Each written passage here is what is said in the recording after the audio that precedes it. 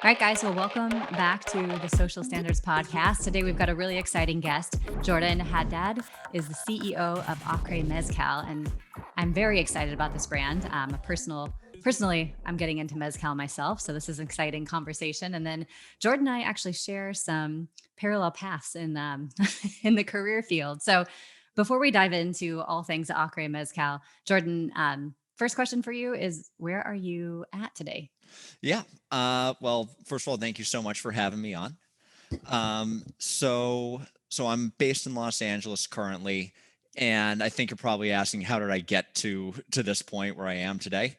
Uh, Yep, so you it's know it. it's kind of interesting. So I started with really a traditional finance background. I went to the University of Michigan, Ross School of Business undergrad, and then I spent 2 years at an investment bank called Lazard, working M&A and a handful of consumer aerospace and defense, all kinds of deals that we probably don't really need to get into on this podcast. And then from there, I spent 2 years at a hedge fund called Oaktree Capital on their high yield bond team, which again probably is about the opposite job from what I've gotten into today. And I was at this point in my career. It was rigorous. It was rewarding, but I was finding myself somewhat unsatisfied and looking for really one a more entrepreneurial jump, and two a more just a more stimulating and rewarding and personal Sure. jump with what I wanted to do next. And that's kind of what brought me to Acre and the project. I was down in Cabo with my family having dinner at this most beautiful resort, and the owner Stewart came and sat down next to us, and we just started chatting and became friends. And they had an early version of the mezcal product that we have today, and he gave me a bottle for my birthday. And this was right at that time that I was looking around and trying to figure out my next move. And eventually I came to him. I started getting really passionate about mezcal, and I said, hey, like let me take this thing and let's run with it. Wow. That's that's a pretty incredible story. I mean, do you still have the bottle that Oh he yeah. gave you? Oh, we should absolutely do a comparison then of like where it was Hmm. to where it is now. How interesting. That's Yes. funny. And so you just happened to find the resort and to go down with your family and it was Yeah, wow. it was a complete coincidence. I mean, just was just there dining, and Stewart's really the friendliest guy in the world. So it makes perfect sense that he came and sat down next to us. And yeah, it's really just one of those one thing leads to another, and you never know what's going to Meant to happen. be. Hmm. Yeah, absolutely. So were just getting into mezcal or was that the first time you'd actually had mezcal? I had maybe had a little bit before. I was probably drinking mostly tequila at that Mm-hmm. point, as many in Los Angeles do. But yeah, it was my first foray into it, and even just having so many things about the bottle. There was so much to learn from it, about where it came from and the way that it's made, and that's kind of what got me sucked in on the Mm-hmm. mezcal journey and starting to learn more about it. On top of just starting to learn more about the industry and the amazing growth that it's gone through. Oh, absolutely. I mean, it's a true art form, right? It's a craft, it's a passion. It, So that's incredible. So did you get back on a plane, go back to Oaktree and say, "Hey guys, I'm out"? How did that come to fruition? so the way it worked, it was a 2 year program, so I knew I was moving on anyways from what I was doing. Hmm. But I was kind of dead set on not doing something that was quite so traditional, and choose a Hmm. different route than what most of my peers were doing. Yep. I definitely didn't think it would be this much of a break from from the finance world, but here we are. Yeah, no, absolutely. It's kind of at that point, it's like, well, you go back, get your MBA, you go on, what do you do? So yeah, I Exactly. hear you. I was kind of at the same fork myself, and ended up going to the startup world. So I support the decision. I think it was the right move. And it's certainly more exciting in my view. So Absolutely. It's, that's it's, very it's cool. a whole different it's a whole different kind of Mhm. stressful and challenging. It is. That's definitely true. Yeah. You feel a little more in control, but also the control actually creates a stress. So, Yes. well, that's awesome. So, thinking about, I guess, before we jump into even more of this, tell us a little bit about Acre. I mean, we have Acre Baja and then you have Acre Mezcal, but give our listeners kind of the full view of what the experience is. Yeah. So the brief background on our project is the Acre Resort was founded in Cabo, Mexico, around 5 years ago.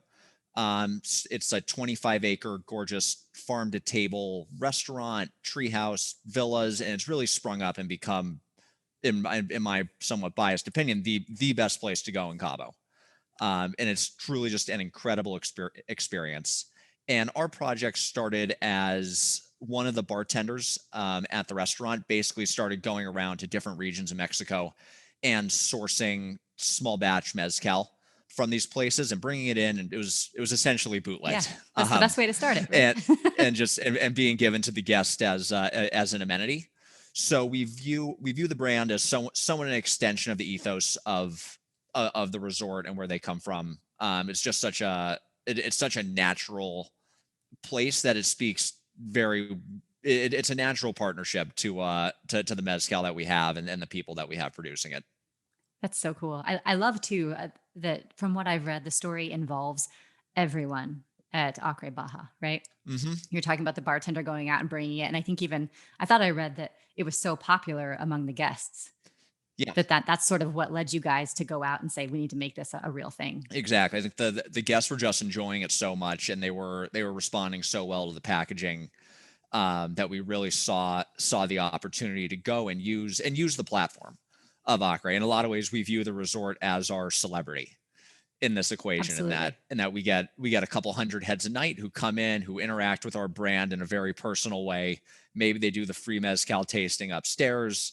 In any case, it creates a real connection with everyone that comes into contact.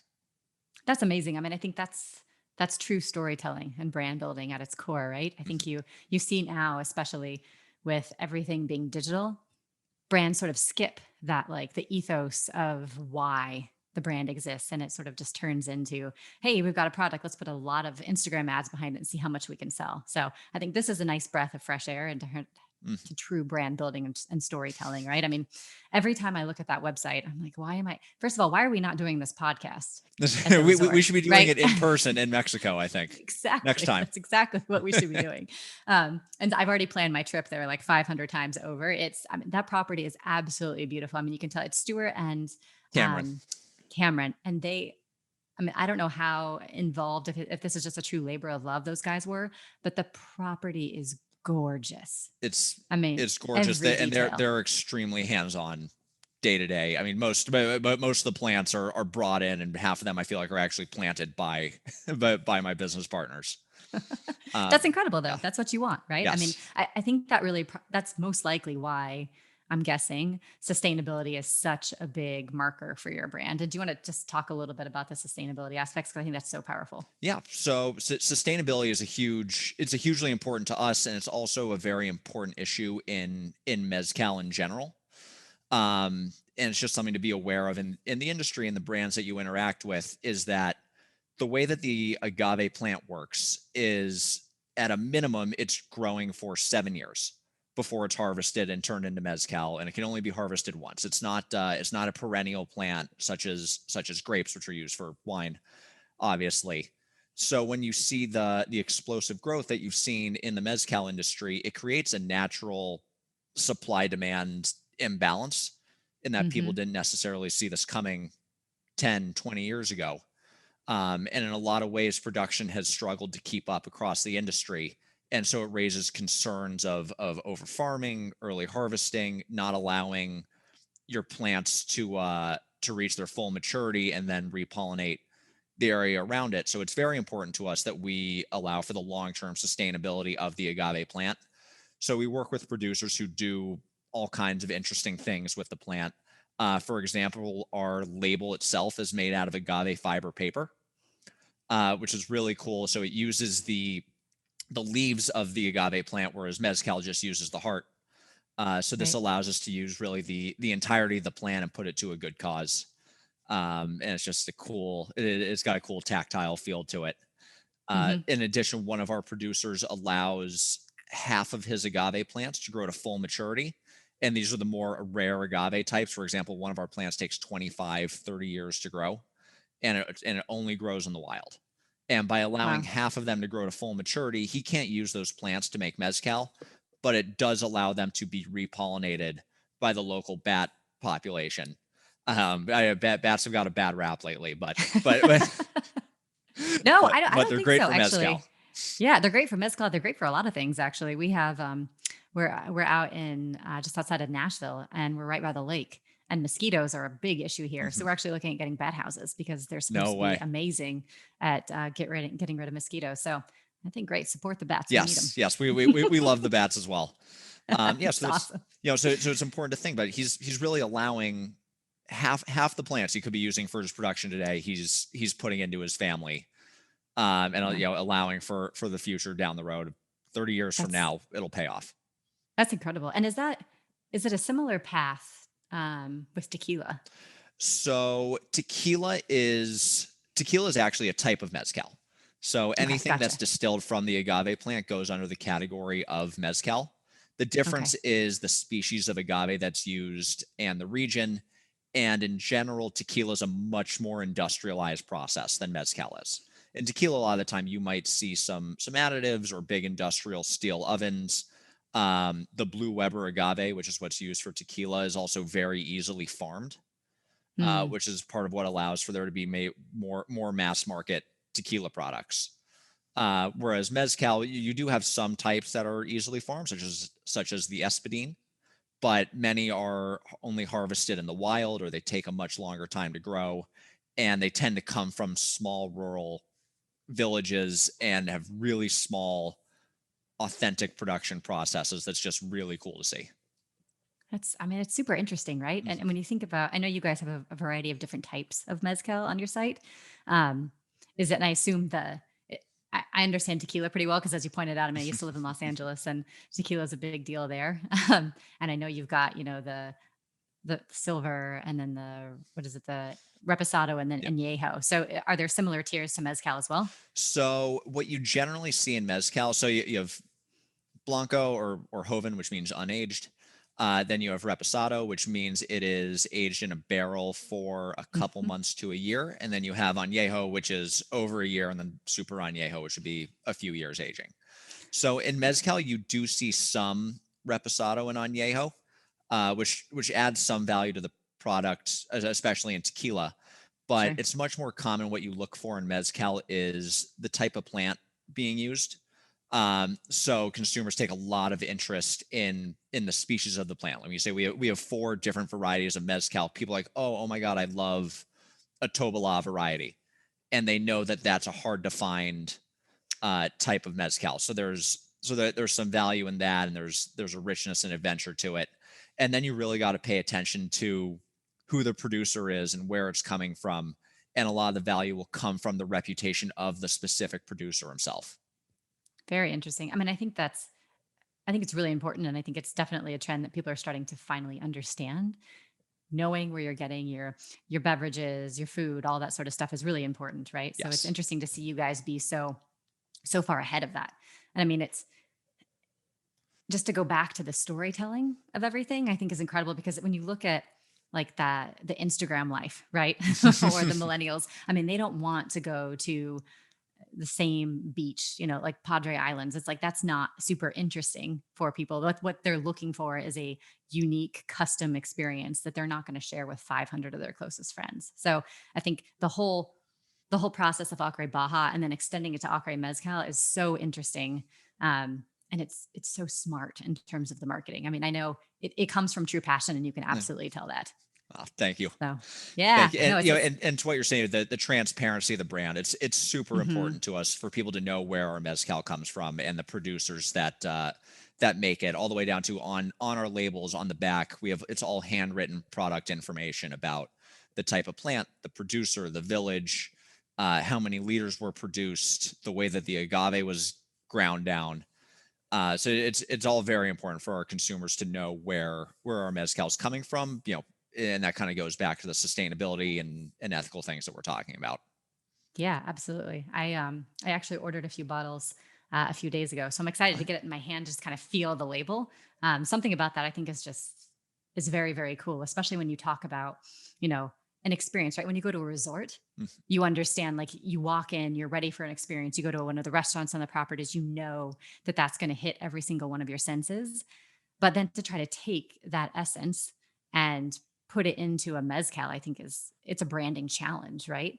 And you said one of the ways you guys have done that is to use the fiber of of the agave, right, on the label. Yep, absolutely. Super cool. Now, when you think about translating that experience, that sensory experience into the digital world, right? Because we need to take this now from Mexico to the United States, which I know is one of the things that you've been tasked with getting it into this market. Yes. How do you, if you put your marketing hat on for a second, how do you take such an intense experience and make sure that the essence of what you're communicating comes through digitally? Yeah. So you're definitely right that it's certainly it's a fun challenge to try and figure out how to communicate everything that this brand stands for digitally. And primarily, Instagram life. That's certainly Yeah, primary. That's our main social media avenue, sure. for sure. And we try and really focus on things maybe you can do in the home with the bottle. Where Mhm. we have a great product that works well in cocktails, and we try and so maybe we're sharing recipes, and maybe it's the recipes that are coming from the resort or from a bartender partner who we think is really cool. Yeah. So it's things that will connect people to what's actually going on in Mexico and on the site, if that makes sense. Yeah, And absolutely. and we're fortunate to have really the most amazing setting in the world for content. So we're really able to leverage that, and and share people enjoying the product and having genuine amazing experiences down in Mexico or occasionally elsewhere, and try Yeah, and have that come through to our absolutely. consumers. And it is pretty interesting, right? Because you could, if and when you fall in love with Acre Mezcal, you can always take a trip down to Baja and experience the sort of roots of where everything came from, which is very interesting too. And I Exactly. did, obviously as an influencer marketing specialist here, I took a look at your Instagram accounts for both Baja and Mezcal, and they look great. I mean, Thank you're you. right. You guys are blessed with Yeah. wonderful And content. honestly, Uh, you're missing the best one, which is Acre dogs. Oh, Uh, that's right. How could I forget that? Yeah, do you want to tell them about that? This is a really again, this is another spot on millennial like heartfelt thing, but it's also very, very cool. So you want to share yeah. a little bit So about Acre Dogs? it is the cutest account on Instagram.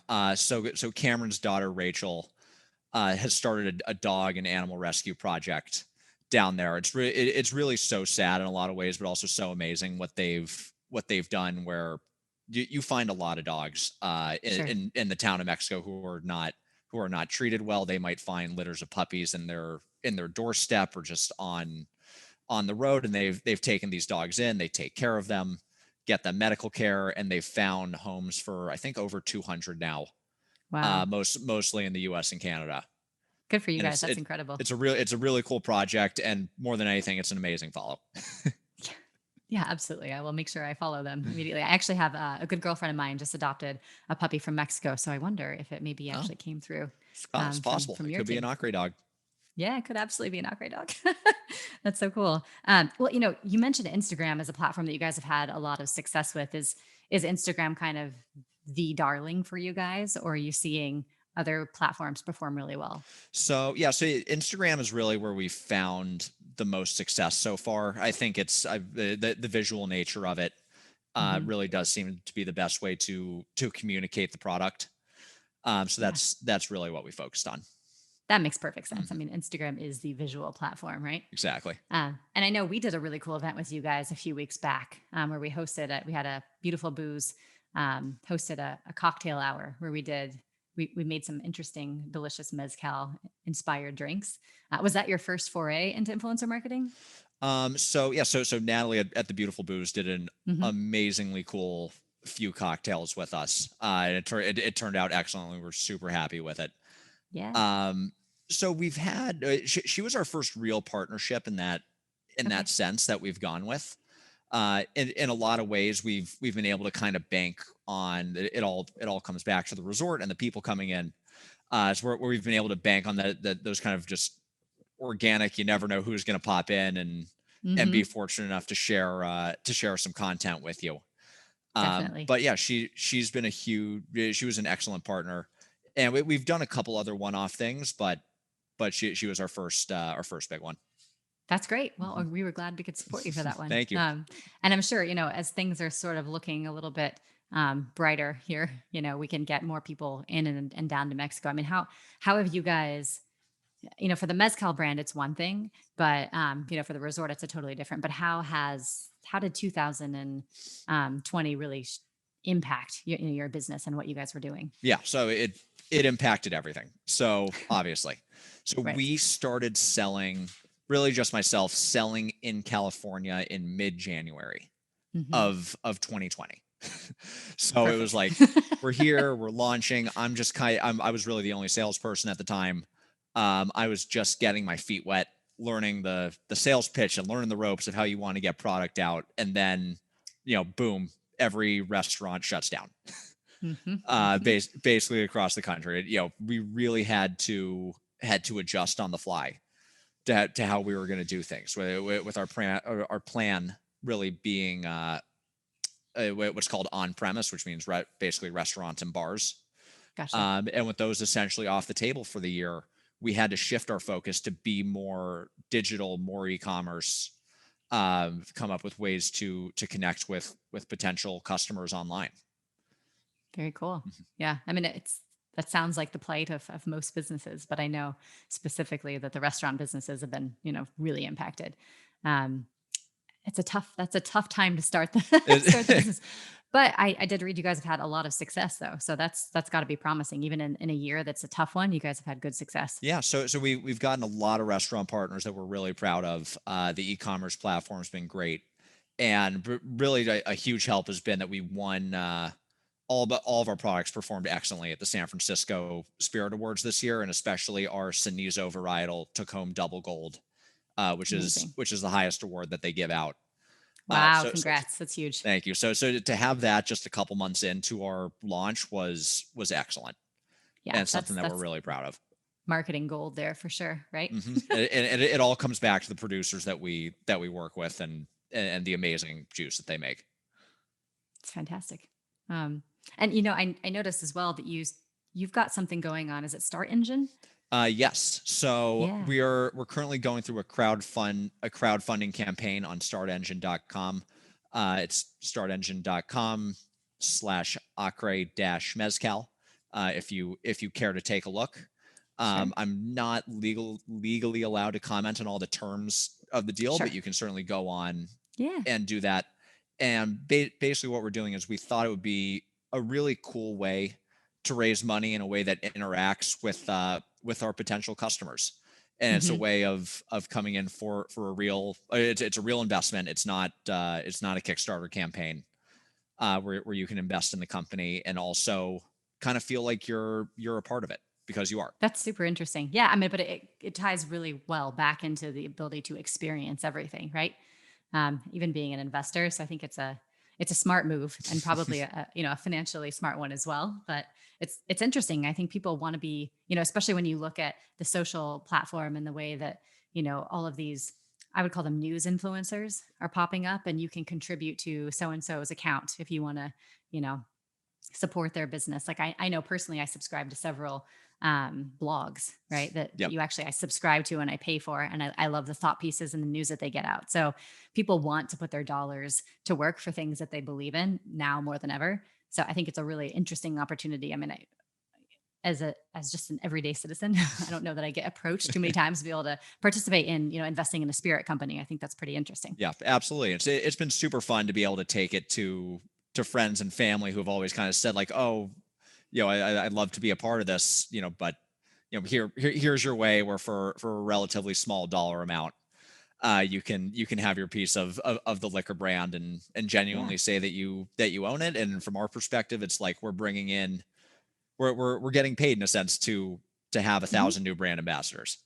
Yeah, exactly. And the brand ambassadors are key, right? I imagine, when you look at new spirits and the launch of new spirits, I'm sure there's a standard roadmap with the way that you do it. But I think that the digital components are going to be really, I think they're going to be very effective Yes. for brands across the board. So Yes, good for absolutely. you guys. Yeah, that's super cool. Is there anything that, thinking about where you were a few years ago to where you are now? I mean, what's something that has just completely blown your mind about Mezcal and that you just never in a million years would have thought about?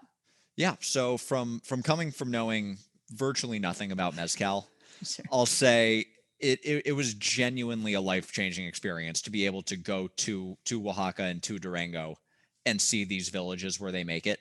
I mean, the this village in Oaxaca, Santa Ana del Rio, it's a 500 person Zapotec village that is, I mean, like in the middle of nowhere. It is a 3 hour drive outside the city down the bumpiest road you have ever been on with no cell reception for hours. You get there, it's like Spanish is most of these people's second language where it is. The indigenous language is their Sure. first The language, first. and they're all fourth generation mezcal producers living. It's a very humble, kind of simple life.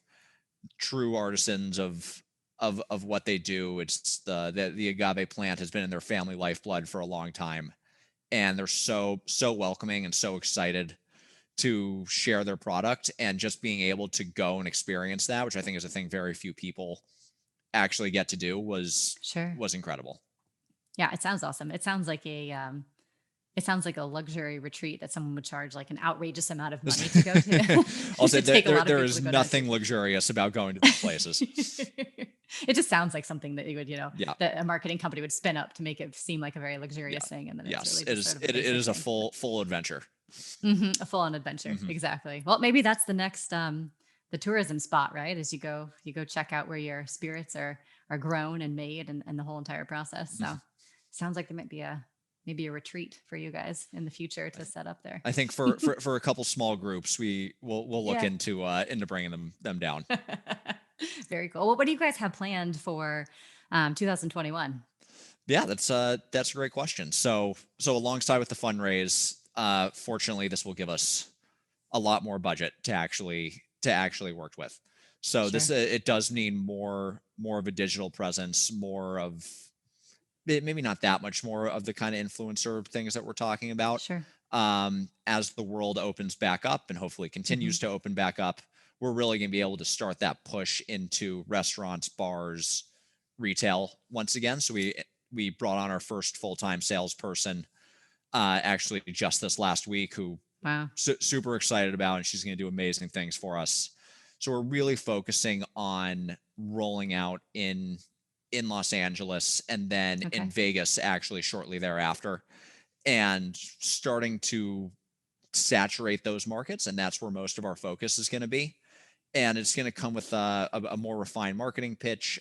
We brought on a full-time marketing team in mid 2020, and I know they're excited about having a little bit of a budget to fully work with now. Sure. So we're really looking for the whole package to kind of come together and start that growth trajectory. That's exciting. Yeah, in a lot of ways, 2020 was a testing year for us. Sure. Yeah. Give you a little bit of a testing ground, and then you can Hmm. launch in a bigger way. So that's exciting. I mean, the process, I'm sure, of getting into restaurants and bars is um, an all encompassing one. Yes. Yeah. And it's interesting too, right? Because you think about um, all the different avenues and the different levers that you have to push. Because if you could get enough people walking into bars asking for your mezcal, that's a pretty good way to sort of push the Exactly. push the demand a little bit more, right? Exactly. And it is also on the brand ambassador note, when you can connect with a Yeah. bartender and make them believe in your product, Oh, absolutely. then they're the ones that will be out there pushing it to the end users who's coming up to the bar. Hmm. Yeah. Oh, exactly. I mean, that's the Peloton model, right? Hmm. Or the Soul Cycle model, where every single instructor there ultimately became an influencer, Yes. and you would go to their classes, you would do their things, right? Because you were a follower of them. Absolutely, with the same the bartender. That's kind of an interesting model, actually. So cool. Well, yeah. I mean, the digital side of things, I think, is important. Just obviously, just as important as the in-person stuff. So I'll be excited to watch how you guys expand there. Yes. Yes. Um, Definitely some new content coming. Yeah, super cool. Super cool. So, thinking about, I guess, thinking about influencers, one question I like to ask people is, when you look at influencers, and this doesn't be digital, this can be in person, any sort of influencer, who's an influencer that has had, a big impact on you or your career or your life, um, that you follow? Yeah. Well, so someone I've been following lately that I found pretty inspiring. It's a guy named Jimmy Chin, and Yeah. he's quite a follow. And I don't know if anyone hasn't seen the movie Free Solo. If you want to make your palms sweat for a couple hours, check it out. But he was the filmmaker behind that. He's a mountain sports athlete, traveler. I think it in a lot of ways captures exactly what we're going for. Yeah, with that wild spirit, right? Yes, with Acre Mezcal, with the wild spirit, with and it all comes across as just kind of so authentic to who he is. And it's like this is who we're making this for, right? Absolutely. It's the people. That's super cool. And how did you guys think? Just thinking about this is who you're making it for. I think that remind me what the tagline is, but it's for a spirit as wild as you are. Yes. So it's been okay. we're workshopping that a little bit right now. But it's been been a spirit as wild and unique as you are. That's right. Yeah. Interesting. Well, is that so? Your target is a younger adventurous. I think it's a younger, for anyone who doesn't fall within this target, it's it's still for you, but sure. It's for everyone. Yes. Yes, exactly. But someone who enjoys new experiences, is interested in learning. They think someone who might who does the sightseeing when they travel, and is interested in learning new things from different cultures, and maybe not just sitting on a beach for their ideal vacation. Absolutely. It sounds like Jordan, you need to host a masterclass on Mezcal. I might. The thing is, I know enough about Mezcal to know that I am not an expert in it. I've gotten to spend some time with the people who truly are, and can can take one little sip, and really it's like wine. They'll tell you exactly where it comes from, and then they can taste different things about the production method just from really from smelling it or a couple sips. Isn't that incredible? It's amazing. I'm always blown away that people. Do they have a specific name? These types of people? I don't. Is it the same as in wine? I'm trying to think. I don't know if there's a name for an expert in like the tasting of mezcal. The Mezcaleros are the people who make the mezcal, right? And they're on a whole other level when you do this every day. Oh yeah, I'm sure. When you live and breathe that. Well, you know what? We can have goals. Yes, right? Exactly. It's a lot of work, but I'm up to the challenge. I think I would join you in that. So definitely a labor of love. Absolutely. Well, hey, I appreciate you being on here. I don't want to take up too much of your time, but I do have one more question. Just want to leave our audience with a little bit of advice from you. When you think about Acre Mezcal, Acre Baja, and how you guys have really set the standard in the space on sustainability and brand storytelling, I think it's huge. What piece of advice would you give to our listeners who are building their careers or maybe starting out a business, how they can set the standard in what they're doing?